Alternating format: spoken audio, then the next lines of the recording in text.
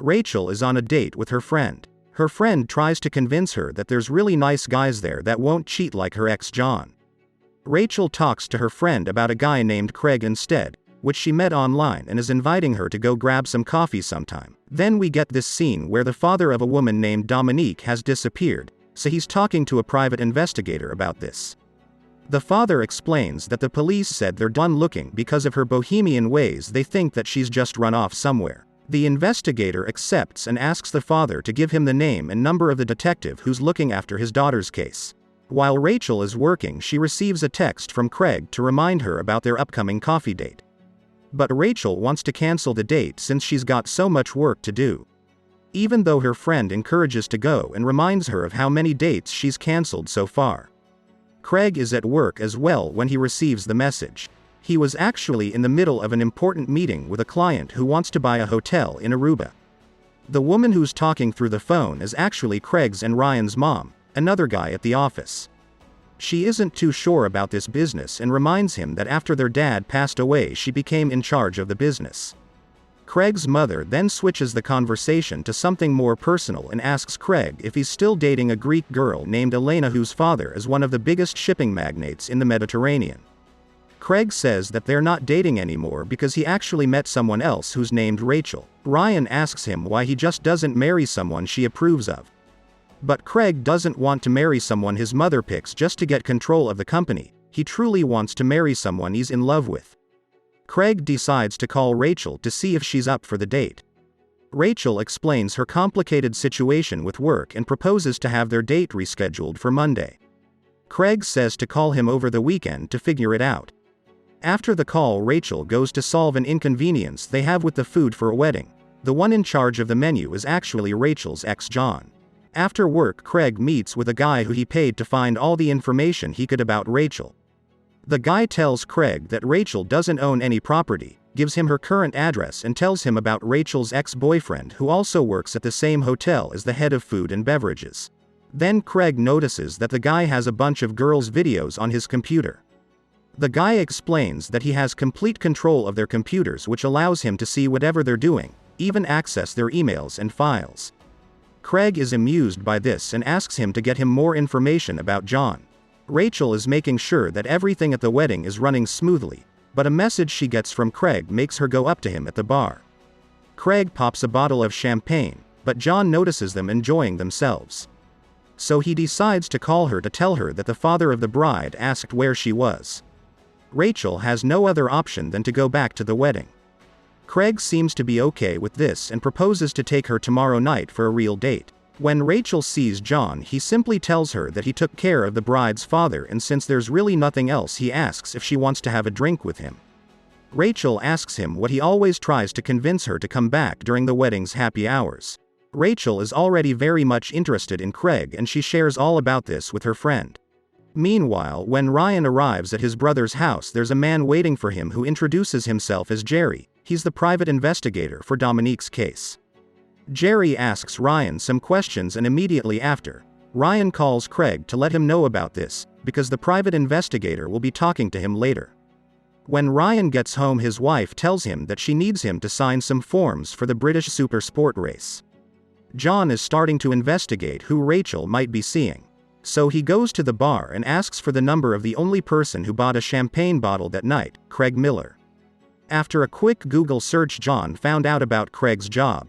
But he's not the only one who found something. Jerry the investigator also found out that Craig has a temper. He was arrested 10 years ago for assaulting his girlfriend. However, charges were dropped because his girlfriend recounted her statement. Jerry is now interrogating Craig at his house.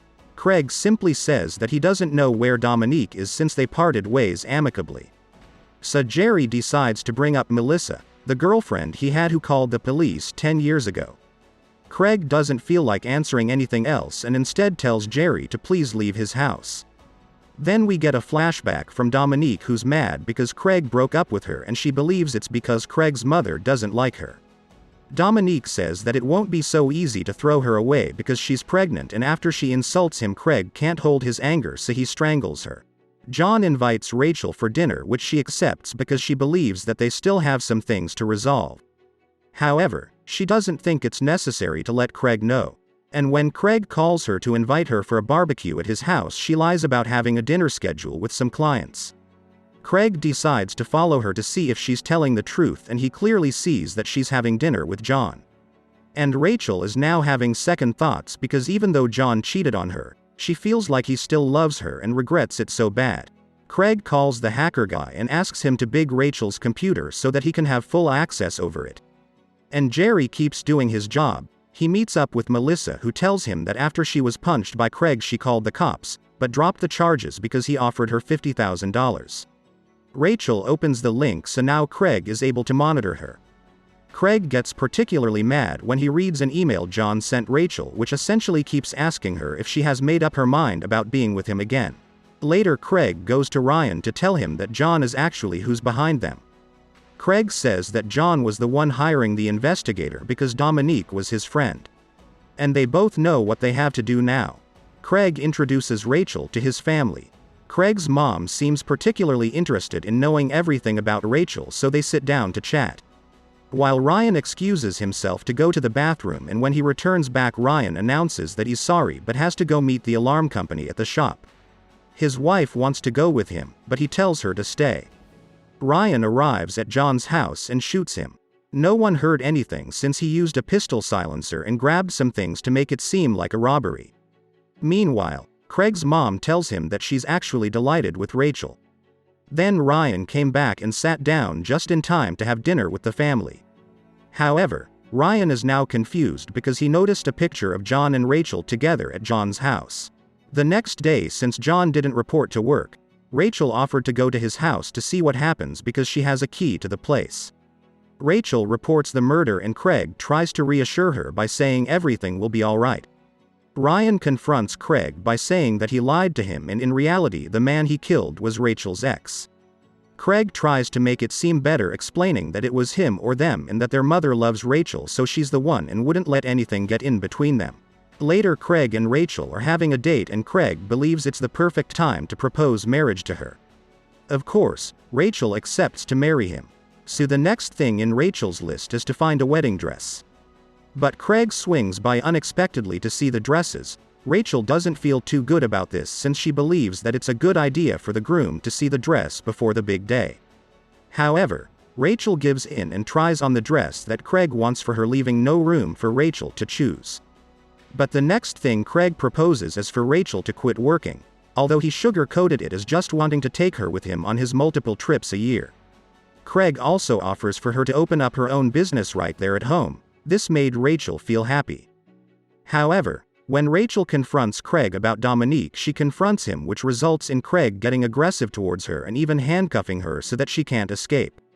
But Ryan comes home and hears Rachel calling for help even though Ryan wanted to help.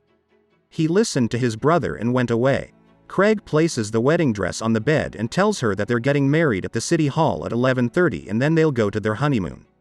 Then Craig threatens Rachel to act like everything is alright and to not try to escape or else he'll kill her friend. Rachel called her friend, who got suspicious about how rushed the wedding felt. Craig and Rachel arrive at the city hall to get legally married. Jerry arrives at Ryan's place and demands that he tell him the truth about what's going on. Ryan tells him about what his brother is planning to do with Rachel. Before Craig and Rachel can get into their private airplane, Jerry arrives and shoots Craig before he can shoot Rachel.